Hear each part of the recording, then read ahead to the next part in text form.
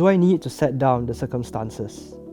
The results are in the papers, and once again, I am disinclined to show my working. It is strangely more instructive for me to imagine other conditions, other lives. But here they are, so that my friends, when it comes to these few thoughts, may do likewise. I had just finished a paper and decided to award myself a pickup. I met the boy, Cyril, on the fairground. He seemed undernourished and shifty, but not unengaging. Living, he said, in a hostel, working casually. I bought him pie and chips on the grounds and invited him home for the weekend. He didn't turn up, so I went back to Brooker's, waited for the fair to close that night, and took him home soon after. He was not unintelligent, I found. He had liked the boys' camp in the war, did some arithmetic there, and knew about mathematical recreations.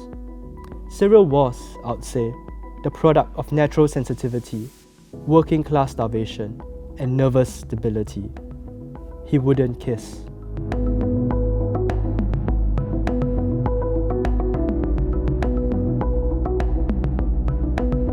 The start of another summer. The weather uncertain but no longer sharply edged, and I am pregnant again.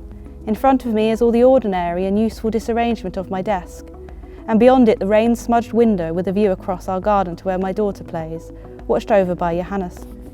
She's begun to lose lately the tumbling immediacy of toddlerhood. I notice it when we walk together, our strides separate, and when we sit face to face across the table, how she is taller now and straighter and inflects her actions with intent.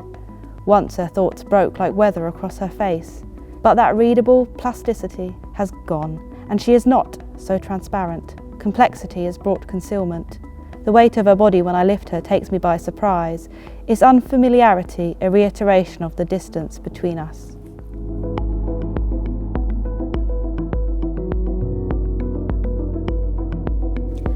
Kathy, by which I mean I, was getting married. Kathy, by which I mean I, had just got off a plane from New York. It was 7:45 on the 13th of May, 2017. She'd been upgraded to business. She was feeling fancy. She bought 2 bottles of duty-free champagne in orange boxes. That was the kind of person she was going to be from now on. Kathy was met at the airport by the man she was living with, soon to become the man she was going to marry, soon, presumably, to become the man she had married, and so on till death. In the car, the man told her that he had eaten dinner with the man she, Kathy, was sleeping with, along with a woman they both knew. They had also been drinking champagne, he told her. They laughed a lot. Kathy stopped speaking.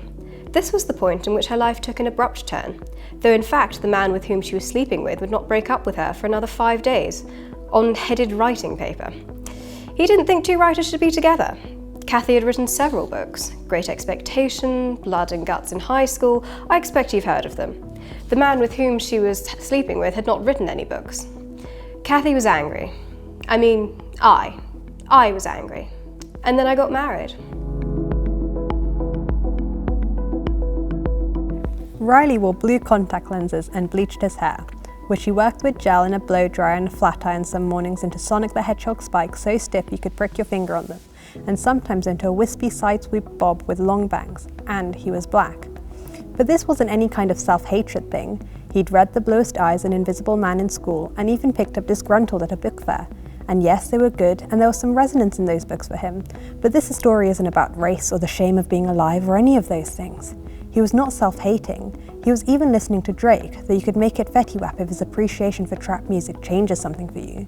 Because all that's relevant here is that he wasn't against the music of his people or anything like that, as he walked down Figueroa with his earbuds pushed in just far enough so as not to feel itchy.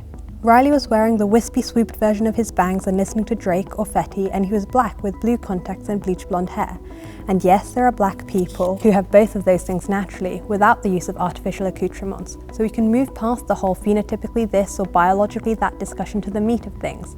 And if there is something meta in this narrator's consciousness and self-consciousness or this overindulgence inside, it isn't meta for the sake of being meta.